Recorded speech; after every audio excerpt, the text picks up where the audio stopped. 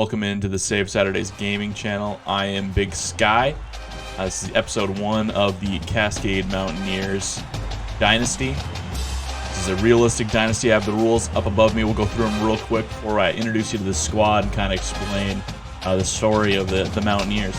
Gameplay, no restarts, pretty self-explanatory. You know, gotta play the game to the completion and can't go back, try again. 8-minute quarters, no simming. Gotta play both sides of the ball, all extra points, all kickoffs. Can't call the same play more than twice in a row. This is just to avoid cheese plays mainly. It's only counting if it's in the same formation. So I can call a read option from one formation and then call another read option from another formation. That is okay. I'm not gonna let it get cheesy though. And then if at any point in the second half I get up by 28 plus points, the backups are gonna go in. So that's just a way to keep it interesting and make it so I don't just absolutely blow teams out of the water once I get really good, as you're prone to do in dynasties. Recruiting wise, and no recruiting out of locked states and what those, that'll get into the recruiting regions that you see on the far right page. But for now, I'm locked into those blue states because I'm a brand new school. Nobody wants to come and play for a brand new school with a brand new coach. No 4 stars until we're in the conference. And then once we get into group of 5, we can do three 4 stars per class, and then no more than 6 4 stars while I'm in Power 5. This does not count 5 stars. If I'm a Power 5 conference champion, I can do 8. So kind of once I get to be, you know, that Oregon or that Ohio State, Michigan level, that's when I can start just going crazy with recruiting. And then the recruiting regions map, it gets completely unlocked if I win a national championship. That makes it so I can recruit any state, anywhere I want. I'll still focus on those pipeline states, you know, the blue states that you currently see listed, but that means I can go get a kid from Florida if I want to. Can't scout the recruits. That's going to add another layer. I can go out and get a bust, or I can get a really nice gem. I won't know until they're already on my squad, and I'm not going to cut them because at least right now I'm really, you know, kind of stacked, or not stacked, opposite of stacked. I'm trash. And then after the first 4 years, I can only recruit 15 players per class, but I'll probably shift towards the only recruiting as many players as you have leaving. If I only have 9 seniors leaving, then I'll only recruit 9 players. I might grant myself, you know, 2 extra guys just in case a junior or sophomore declares, as you'll see on the next one, but I'm just going to try and do the leaving so I don't have to cut a ton of players that I recruit. And then any declaring underclassmen with a 3rd round grade or higher is, I can't convince them to stay. I'm not going to convince pretty much anyone to stay unless they're a super key player that I maybe don't have a spot for, or their draft grade does not really make sense. And then if I finish a season where I have 2 quarterbacks that are 90 overall and higher, the younger quarterback has to transfer unless the younger quarterback is starting, and the older quarterback would transfer and become a backup elsewhere, and I'll use it like a random number generator or a random spinner to figure out where they're going to go. To get into a conference, because right now I'm an independent, these are the requirements: 8 wins back to back. You get into group of 5, and then 11 wins back to back, and 2 group of 5 championships to get into a Power 5 conference. To make it so that conference prestige is still something I have to work against. Facilities and finances, I'm not going to go a ton into depth, but basically you're just going to see a ton of my guys only have Air XP helmets, no visors, no sleeves. We're a brand new program. We're a poverty franchise, if you will. So that is what the finances are. I'm not going to total those up until the end of the season, and then I'll make the changes and buy the different things that I can, you know, equipment, extra jerseys, new fields, all this stuff that I've modded myself. And then here's the recruiting regions. So right now, as I said, blue is the only states that I have unlocked. And you can see that I have assigned win values to each region. And so once I get to, you know, being a successful program, I can spend the wins that I get in the season and unlock these extra places. So I made the recruiting hotbeds more expensive, and then some of the not as good states, I made them cheaper. So like Canada, the whole of Canada is only 1 win. Montana, Utah, and Wyoming is one win. So it's not too hard to get some of those from your states, if you will. I'll go ahead and drop those off real quick. And we'll get into meet the squad.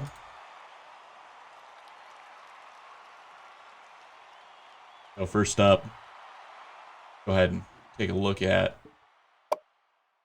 the depth chart. Quarterback, we have Parker Cron. This is really an open competition. Each guy has Justin Moore is a little bit faster, but he's shorter. Doesn't have very good attributes. Terrible awareness for both these guys. They're throwing, throw power, noodle arms, no accuracy. So it's going to be a struggle to complete any passes with these guys. Halfback, this is our one star that I allowed myself. Edmund Chandler. He's a running back, and he's from the town that the Mountaineers are from. It's Wenatchee, Washington. So he's from right at home. He's a freshman. We're going to build around him. That's how we're going to be successful, is the ground game, I'm thinking. But we do have Hendricks. He is a track athlete at Cascade. That's the backstory there, the lore. And so he's incredibly fastest player on the team. Hatfield is a pretty decent player, actually. But, looking at the wide receivers, not too much talent there. Cameron Rollins is actually a pretty decent tight end. Another guy that we're going to be able to build around going forward. He's a sophomore. Offensive line is atrocious. Not a single starter over 67. Most of them below 65. Defensive line, some better talent on the defensive line there, but still, no one over a 70. Chalin, he's a senior. He's actually pretty decent. He was the best player on the roster going in once I nursed everybody, but he needed to be taken down. He was like a 87. So had to go in and just absolutely destroy the guy's attributes. Also, for whatever reason, we have like 7 middle linebackers on our roster. Insane number of middle linebackers.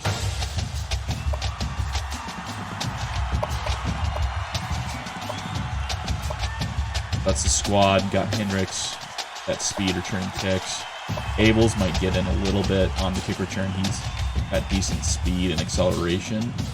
And he's not getting a lot of touches. Looks at wide receiver right now, so just to try and build up his stats so I can hopefully use the progression to make him good in the offseason. And then here's the kicker. They're not bad. They're both 70 kick power, I think, the punter and the kicker. Kicker is a little bit more accurate. So 79 kick power. Here's a little bit more accurate. It doesn't really matter what the accuracy of the kicker is because I'll be doing I'll be handling all that.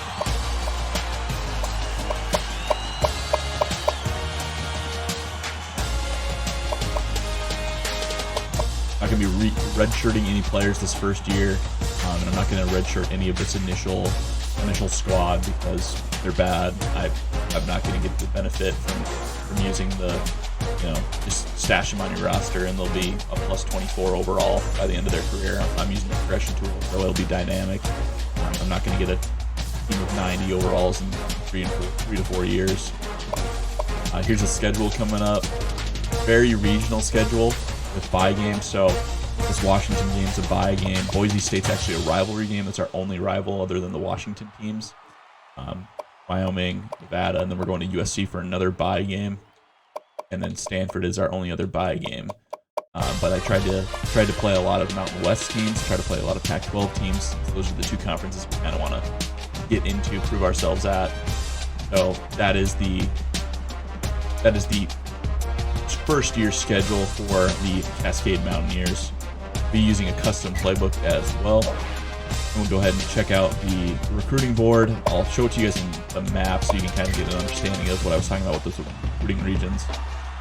So these 2 sticklers shouldn't be from Texas or South Carolina. They should all be from Washington on the team, but it took me forever to get everyone on Washington. I'm not going to go change it. So as you can see here, not recruiting anyone outside of Washington, Idaho, Oregon, Alaska, and Western Canada. So I do have one kid that I'm recruiting. He's all the way over in Abbotsford. And so that's Kyle Moore. He's a JUCO wide receiver. I actually want to get him. I think he's going to be pretty good. And we'll go ahead and look. I went and spent all of my scouting points so it wouldn't auto scout. Even if you have everything turned off, it will auto scout. So here's that mole. He's slow, but he's got great acceleration. I think looks like he's got good hands. This guy could be a dual threat quarterback from the looks of it, or a running back. So with Chandler, I'll probably go ahead and put, or he could even be a cornerback with those stats. Low quarterback, probably a backup option if this watching guy doesn't commit. Humphreys, Juco, yeah, he's another Juco, so probably a running back. And then offensive line, defensive line, I think they're going to be kind of the main focus of these first couple of years, because when you don't have a good line with certain sliders, it's just not going to go well for you. So that'll be the main focus. I do want to kind of become a fullback U, kind of become a rebirth of the position maybe a little bit, which is going to be weird because we're running a spread, but get that Kyle Hughes check type guy in that you can flex out of wide receiver, have him take snaps as a running back, just a multi-talented player with that tweener physique. So we'll want to implement that, try and implement that.